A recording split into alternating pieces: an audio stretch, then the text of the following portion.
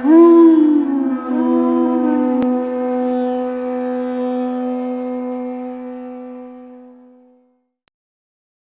thank all of the devotees for giving me this opportunity to address all of you in this very large assembly, devotees, international festival in Srila Prabhupada's home, world headquarters, Sri Vrindavan Dham, in the holy month of Kartik. I pray to all of you that I can be able to say something, speak something which will be pleasing to their lordships, to Srila Prabhupada, and to all of you.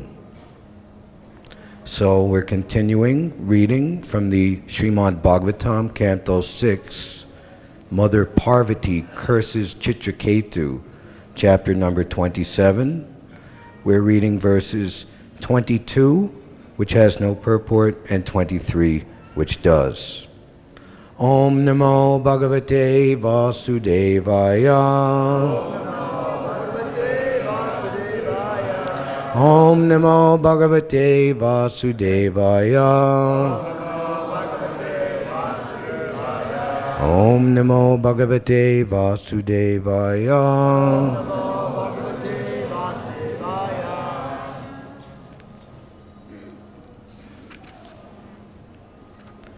Natasya kaschid dayata patipo nagnati bandorna paro nachasva samasya sarvatra niranjanasya suke naraga kuta eva rosa.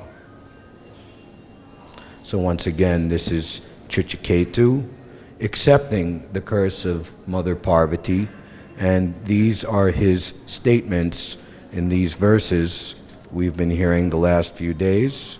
And this verse and the next one, plus verse 24, are the conclusion of Chitraketu's statement. So the translation: although the Supreme Lord is unattached to the Supreme Personality of Godhead is equally disposed toward all living entities. Therefore, no one is very dear to him, and no one is a great enemy for him. No one is his friend, and no one is his relative. Being unattached to the material world, he has no affection for so-called happiness or hatred for so-called distress. The two terms, happiness and distress, are relative. Since the Lord is always happy, for him there is no question of distress. So, verse 23. Tatapi tak shakti visharga esham sukaya dukaya hitahitaya bandhaya mokshaya cha mrityu janmano savirinam samstrate vakalpte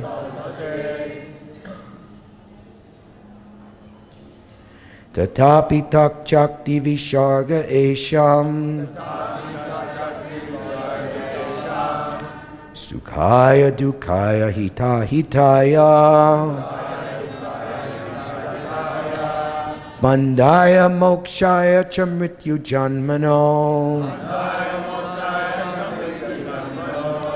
savirinam samstrataye vikalpate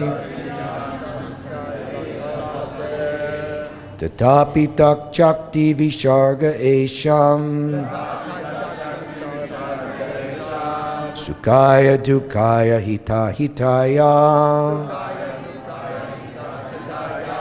bandhaya mokshaya cha mrityu janmano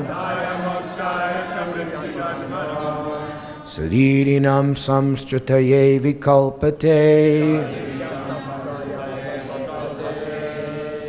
tatapi tak chakti visharga esham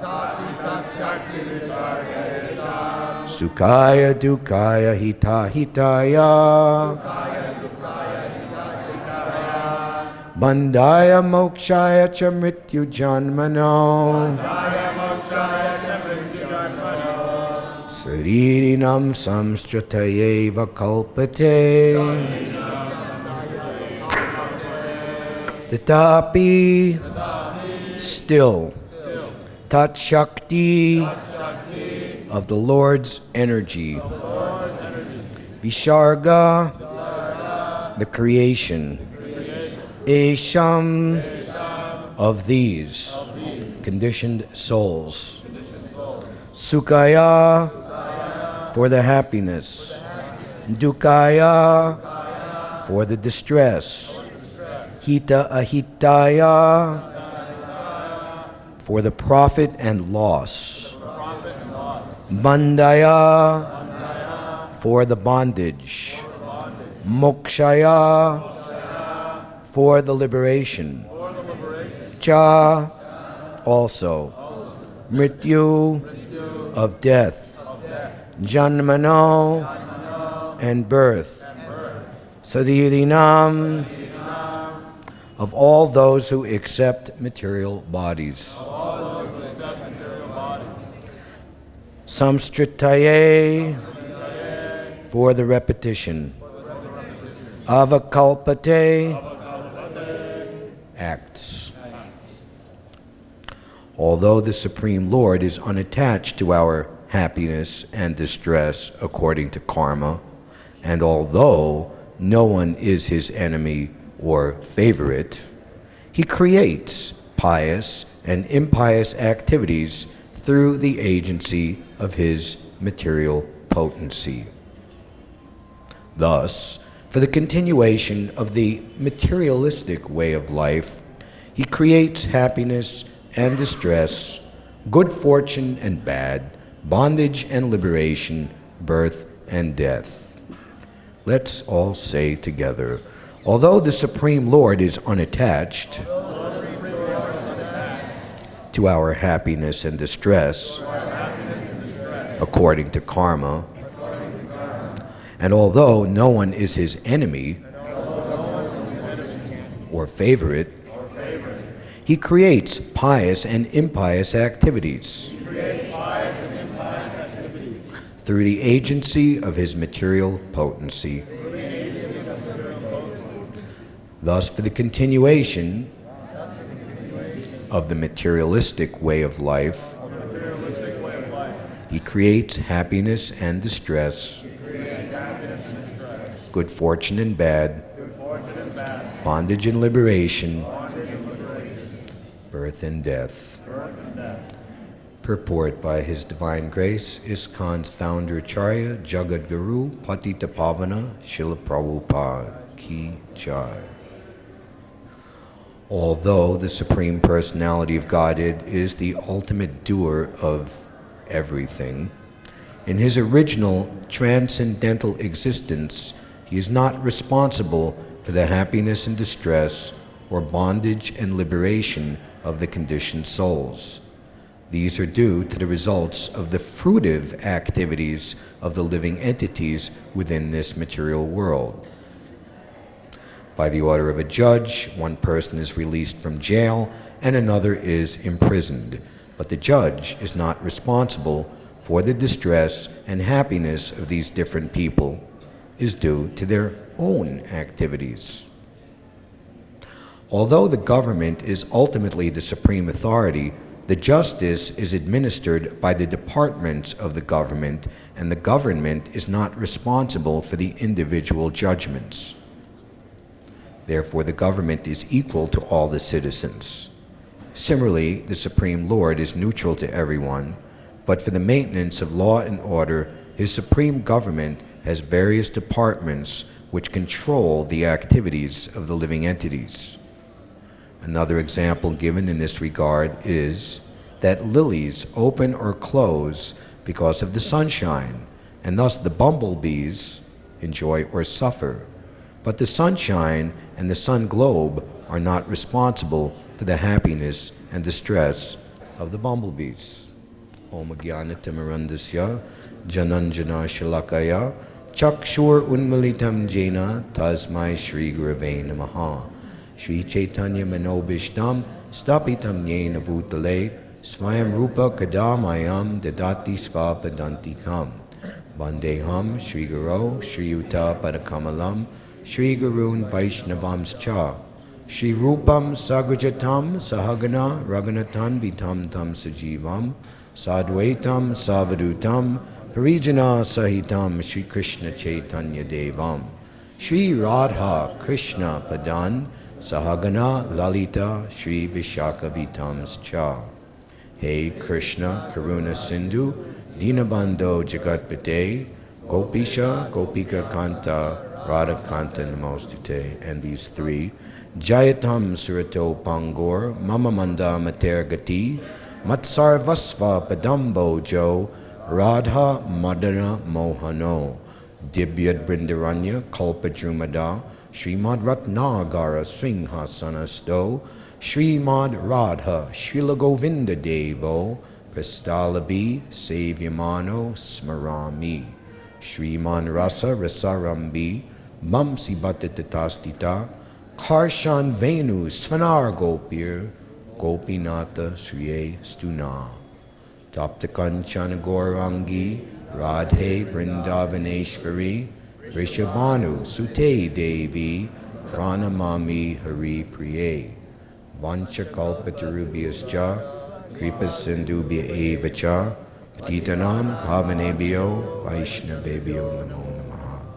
Jaya Shri Krishna Chaitanya Prabhu Nityananda Shri Advaita Gadadhar Srivasadi Gaura Bhaktabrinda. Hare Krishna Krishna Krishna Hare Hare Hare Rama Hare Rama.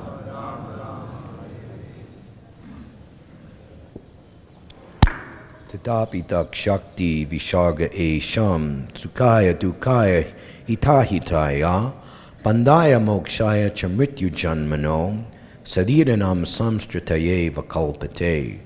Although the Supreme Lord is unattached to our happiness and distress according to karma, and although no one is his enemy or favorite, he creates pious and impious activities through the agency of his material potency. Thus, for the continuation of the materialistic way of life, he creates happiness and distress, good fortune and bad, bondage and liberation, birth and death. Prabhupada said in one place, one cannot understand who is actually a devotee unless one happens to be a devotee himself.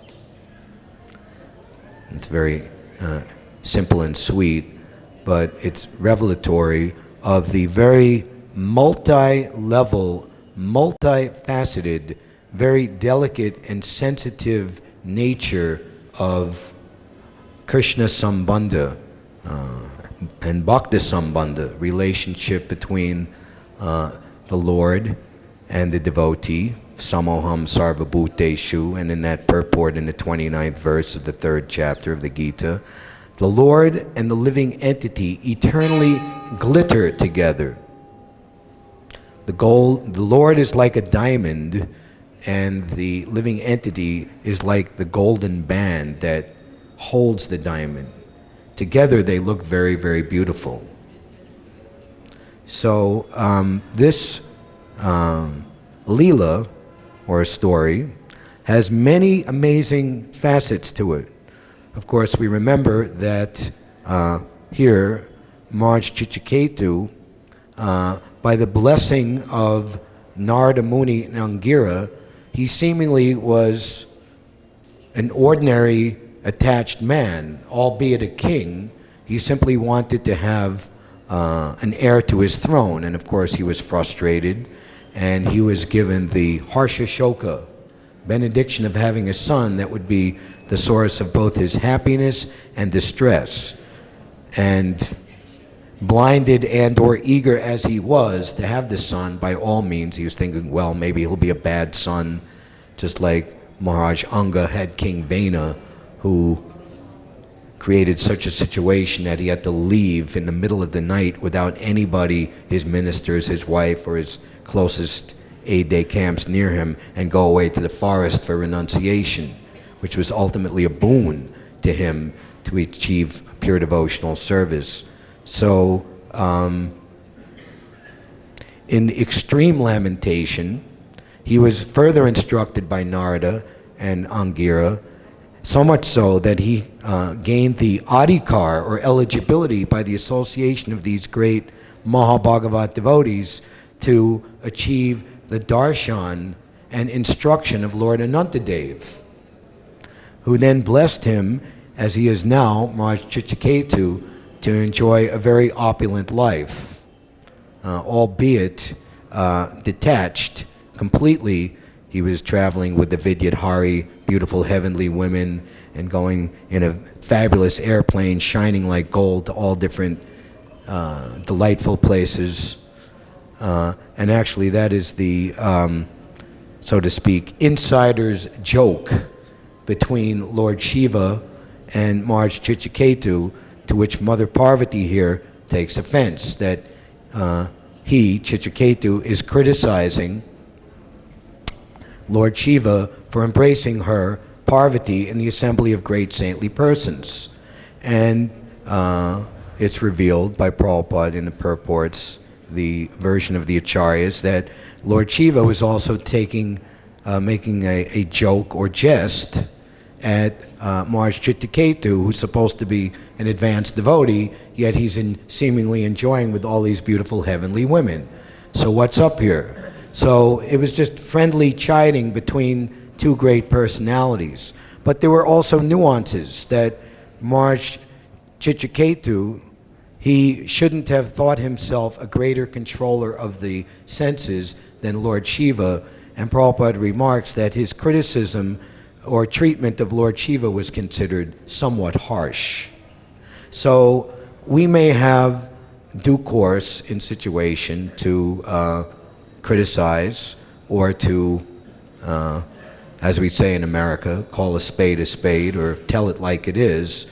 But in dealing with devotees, especially with devotees who are advanced, and advanced means that they have been accepted more and more by Krishna himself in an intimate, loving relationship. The intelligence and, let's say, determination, resolve, and modus operandi, motivation of such personalities is very, very deep.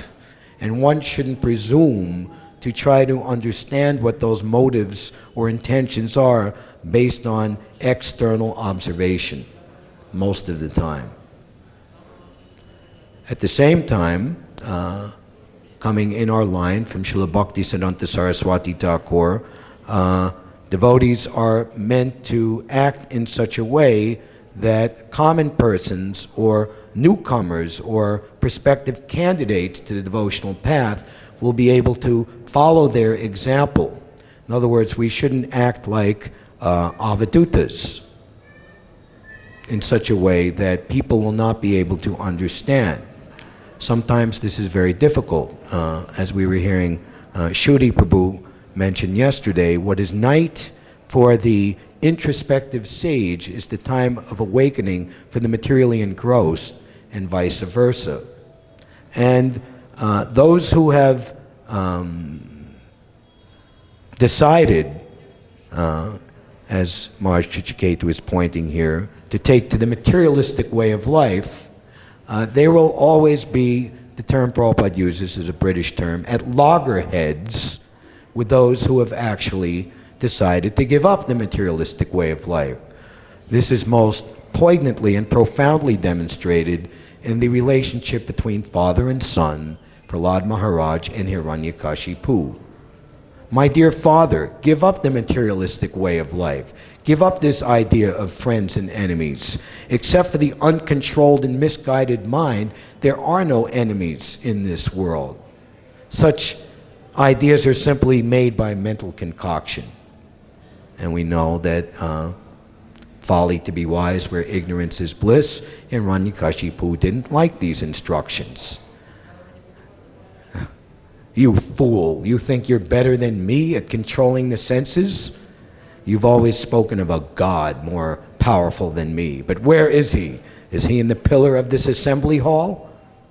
Yes, my dear father, he is. Well, let him come to save you, because now I'm going to sever your trunk from your head from the trunk of your body, because such nonsensical talk is indulged in by those who are just about to die. And of course, the challenge was answered by the Supreme Personality of Godhead as Lord Nrsimhadev.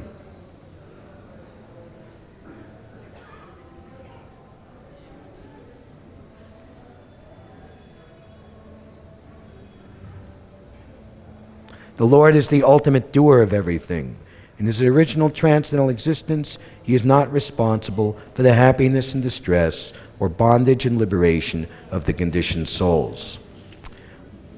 So this is a very important preaching point, very important philosophical point that all devotees should understand firmly. People will challenge, why do bad things happen to seemingly good people? Actually, this entire, we were celebrating the Tirubhav of Narottam Das Thakur. He speaks in his Prema Bhakti Chandrika, Moonlight of Loving Devotion, that this material life is like a dream. Take this human life very seriously, because it is the most sacred facility or seed, bhakti lata, by which the tender creeper of devotional service to the Lord may sprout. Take great care only to serve the divine couple, Shri Shri Radha and Krishna, and do not let any other activity touch you. Know that the love that the residents of Vrindavan have for Krishna is the supreme reality and the perfect and most complete explanation of the absolute truth and all other truths. I will not speak other talk, I will not hear other talk, except for the words I wish to hear. All other words are useless. Proud, bewildered by false ego, and all their activities in the material world for nothing, these are the most poor and unfortunate people in the world. I abandon their company and only sit very securely in association of the Lord's devotees. Thus speaks poor-hearted Narottam Das. Prabhupada, summing this up in one place, I believe in the first canto, as naughty boys are supplied playing cradles.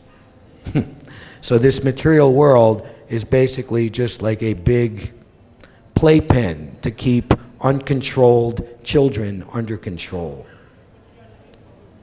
Even the materialists, they have a saying, he who dies with the most toys wins the game, or has the most possessions.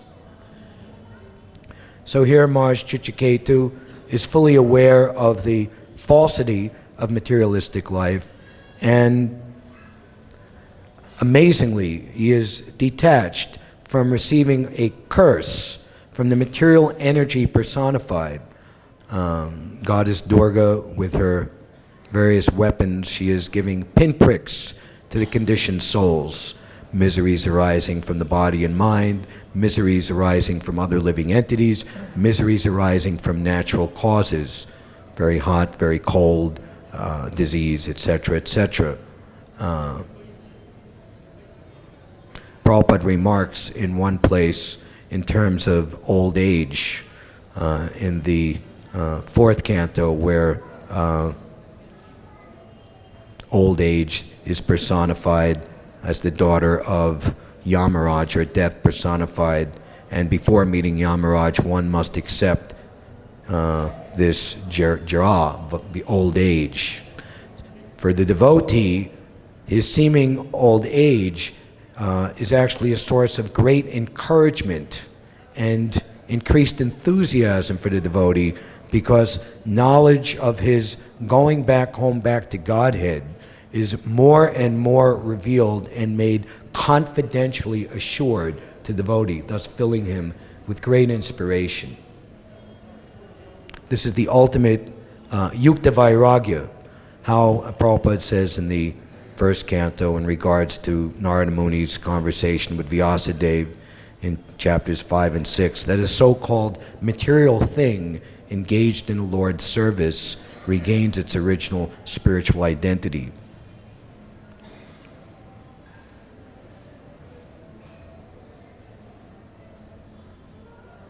So, what will follow is Lord Shiva's glorifying the character of Maharaj Chitraketu, the goddess Parvati. When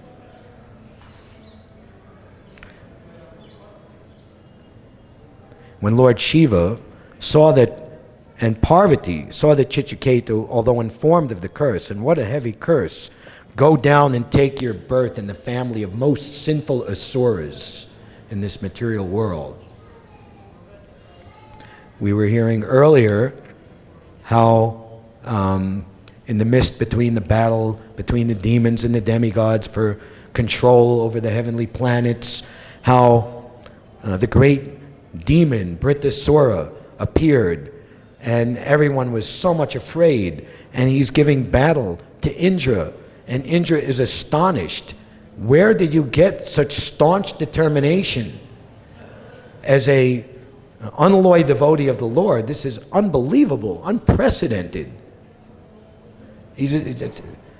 How could such a thing be?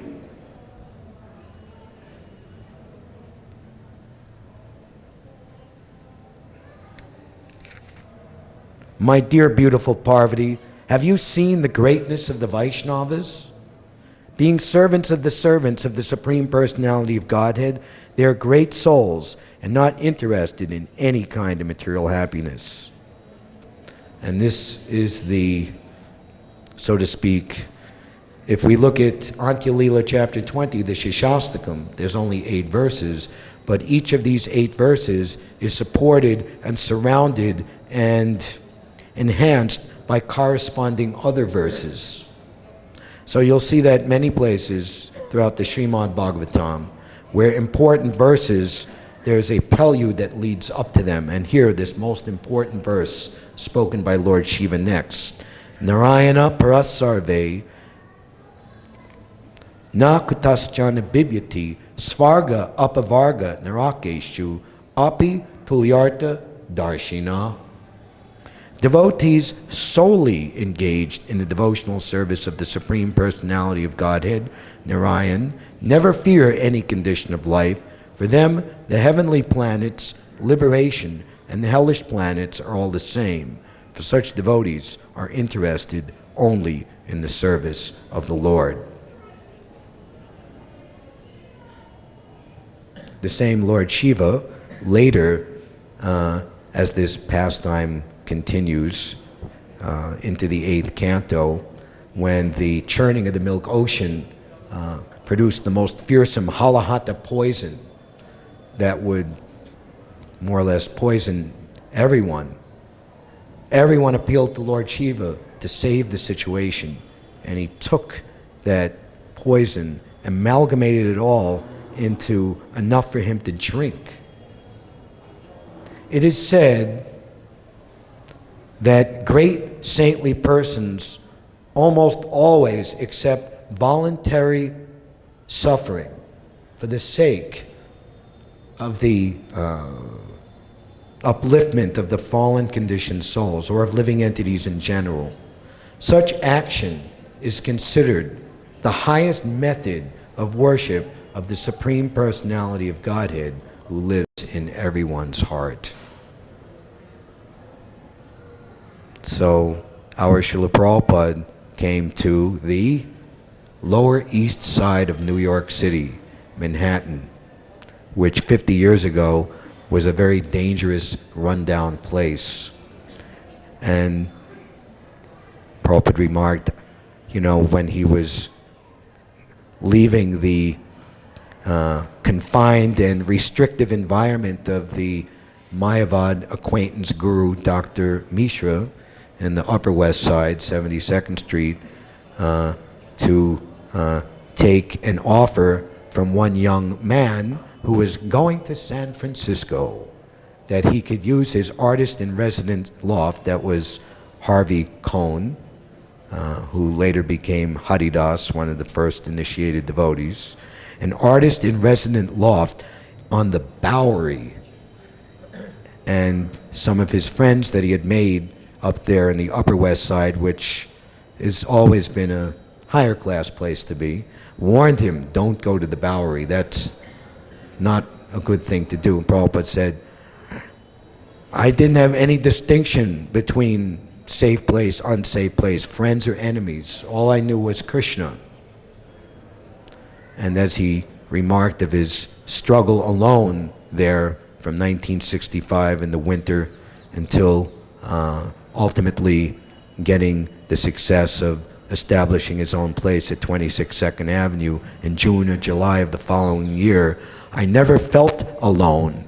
I always felt the association and presence of my spiritual master, who out of love, he had undergone all of these sufferings and inconveniences, as he told one of the uptown fuss-budgety yoga ladies who could sense that, Prabhupada, you're not happy here.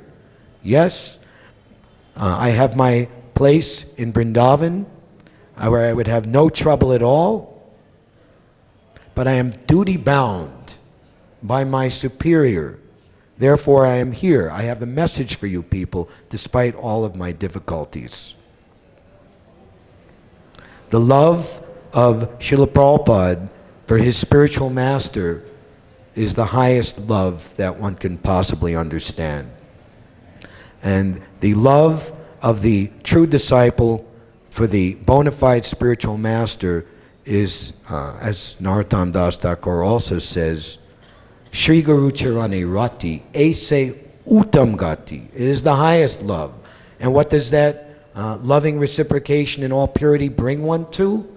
The perfection of all desires. In this material world, it is a blinding dust storm of desire. Similarly, Narottam Das Thakur, he's saying, by serving the feet of these 6 Goswamis, all obstacles to devotion are destroyed and or removed, and one's real desire is manifest. Srila Bhaktisiddhanta Saraswati Thakur has said, those who are favored by the Lord find their path beset with thorns. One devotee shared this with me. It's a statement by Bhaktivinoda Thakur. I wish I could reference the book where this comes from. He says, the truth is such that in this material world, it will be attacked or have many obstacles placed before it, or the devotee who is representing the truth. Why does the Lord do this? So that the truth, or the devotee, will be more greatly recognized by those who weren't in a position to understand the truth. In other words, thinking untruth to be truth. The demons, they consider the truth to be untruth and truth to be untruth, always striving in the wrong direction, under the modes of passion and ignorance. So, the truth is like the sun, and illusion is like dark, dense clouds that cover the sun. How will the sun emerge from behind dark clouds?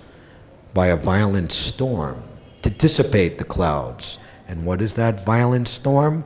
Very vigorous and sincere and continuous propagation of Shuddhanam Sankirtan, especially in Kali Yuga.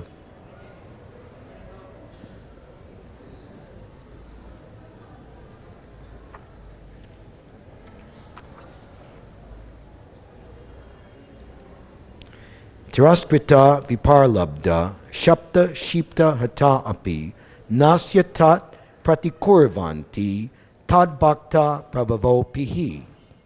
The devotees of the Lord are so forbearing that even though they are defamed, cheated, cursed, disturbed, neglected, or even killed, they are never inclined to avenge themselves. Of course, this is the glorification of Maharaj Parikshit accepting the curse of an inexperienced Brahmin boy, Shringi, who had no intelligence at all. So many, as we're describing, facets and nuances to the story.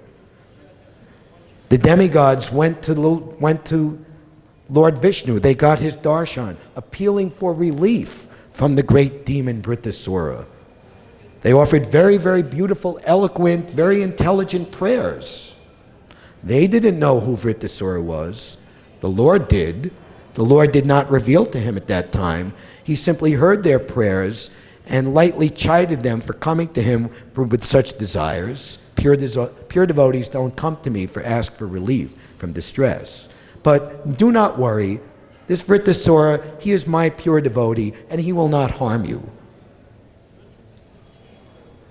Who knew? The Lord's relationship with the devotee is extremely confidential.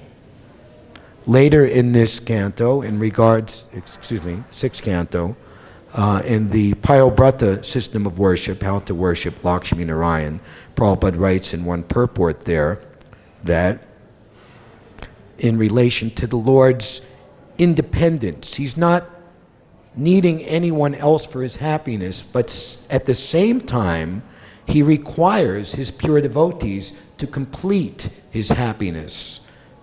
That's later described in the 4th chapter of the 9th canto, Maharaj Ambarish, where Lord Vishnu is advising Durvasa Muni for his benefit. You go and surrender and beg forgiveness from Maharaj Ambarish for your Maha Aparad. The devotees control me by their love. I cannot forgive you. And Prabhupada says there in that 9th canto that, and he mentions the devotees in the most exalted 4 primary rasas here in Sri Vrindavan Dham.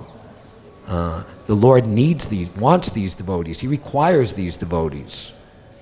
Similarly, the Lord wants to expand his devotees more and more. This Krishna consciousness movement is an attempt to expand the Lord's pleasure potency more and more. One who takes part in this movement, or in other words, in trying to preach this Krishna consciousness movement, becomes indirectly a controller of the Lord.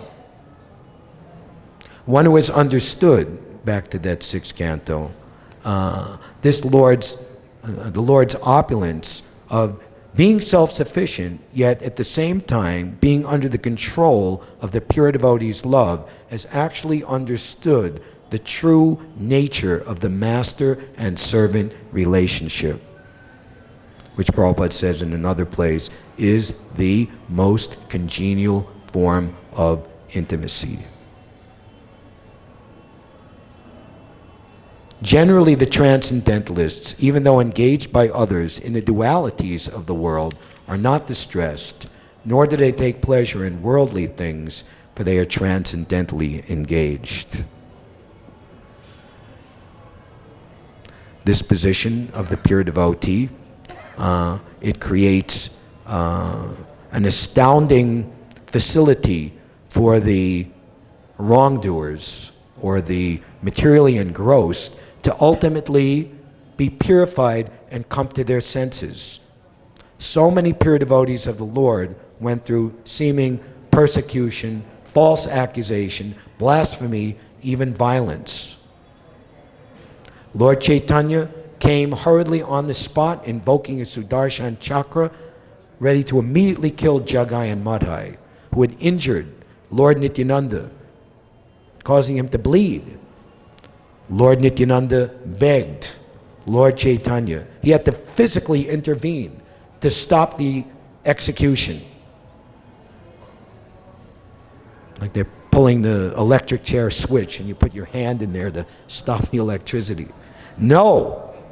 If you kill them, you have to kill everyone in this age, because everyone's on the level of Jagai and Madhai. My dear sir, we are beating you in 21, 22 marketplaces, and you don't die. If you don't die, then we're going to be in big trouble. from the Mohammedan, what was his name? Big boss man? Oh, really? I'm putting you in distress? I'm going to put you in difficulty? All right, I'll die.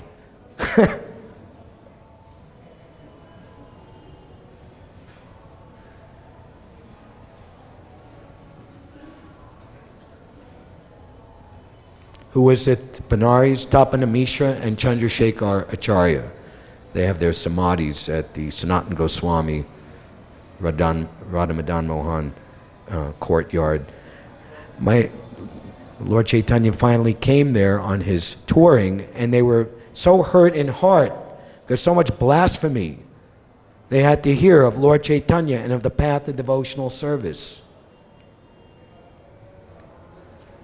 So Lord Chaitanya devised a very excellent method to convert them. That makes the glorious, Prabhupada couldn't wait for the whole Chaitanya Charitamrita or even the Adi Leela as one book to be published. He had it made immediately in 1970, Lord Chaitanya in 5 features, which is part of teachings of Lord Chaitanya, the conversion of Prakashananda Saraswati. The Lord very politely changed their minds. They were offenders, destined to going to hell. And also in the Adi Leela, those who formerly criticized Lord Chaitanya, considering him a drunkard, later came to say, yes, this is very good, and also accepted the fruit of pure devotional service and became ecstatic in love of Godhead. So we should gain very strong and 100% faith through practice and application of the bona fide methods of preaching pure devotional service and come to understand the supreme potency of pure devotional service. Jivaris Rupoi Krishnara Nitya Das. That is the identity of every living entity, and it is ultimately the topmost vision, the Mahabhagavat vision, to see that everyone is engaged in the service of the Lord. As Prabhupada says in one place, by his transcendental power, such a Mahabhagavat, this is in regard to Ramananda Roy, Ramananda Samvad, he can turn sand into gold by his transcendental prowess. So this movement has become astoundingly, exponentially successful, both quantitatively and qualitatively, and it continues to do so due to the pure devotional service of His Divine Grace, Srila Prabhupada, who is all our common Father and Master. So we're all here in the most sacred month of Kartik. Srila Prabhupada has said we're trying to construct a temple in Vrindavan for all of our disciples around the world to visit, to come here and get the blessings of Shri Shri Krishna Balaram, Shri Shri Radha Shama Sundar, Shri Shri Gauranitai, and take very strongly and profoundly and infallibly those blessings and spread them to our lost brothers and sisters all over the world. Thank you very much. Hare Krishna.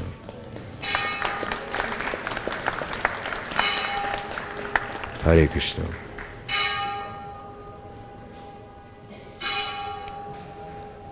Any questions or comments? Hare Krishna. Thank you very much for your class. Yesterday I was doing Bhagavad-Gita with my Guru Maharaj, and there was one devotee wanted to chanting japa the whole time back to me, and it started to irritate me. So I wanted to ask, why was I so irritated? She was doing what she was supposed to do, chanting Hare Krishna. And maybe she was from the opposite sex, maybe I don't know her, maybe it was too loud, but I'm trying to figure out why I was so irritated when I was chanting Hare Krishna in my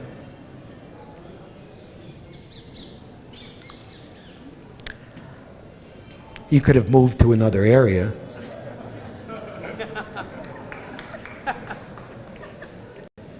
I think we're all feeling we should be very conscientious to appreciate the association of devotees.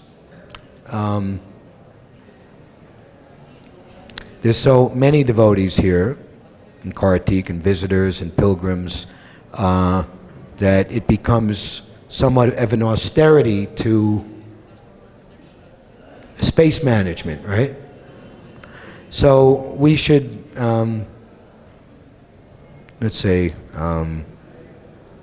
check ourselves, or, make a little instruction to ourselves. Okay, there's lots of devotees here, and devotees are exalted personalities, that they can fulfill the desires of everyone, and they're full of compassion for the fallen conditioned souls. Many of us are going to find ourselves back in some big city, and there's just tons of non-devotees around, and there's not that many devotees around, and oh boy, I was in Vrindavan, and all these nice. You should take it very, not take for granted. And if there's a little bodily or mental inconvenience, then I would say that that's a indication that we should become more internal. Not internal, become misanthropic and antisocial, but deepen our understanding of our spiritual identity as an eternal spirit soul.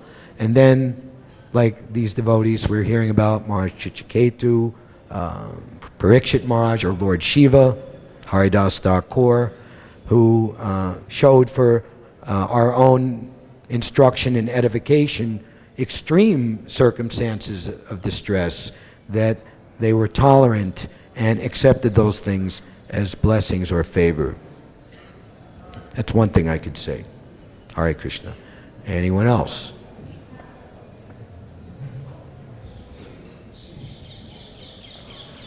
Okay, we talk about space management, but time management. It's Saturday, and the pilgrims want to come in, so let us free the temple and keep to our 9 o'clock schedule of stopping Bhagavatam class. Thank you very much. Hare Krishna. Srila Prabhupada ki jai.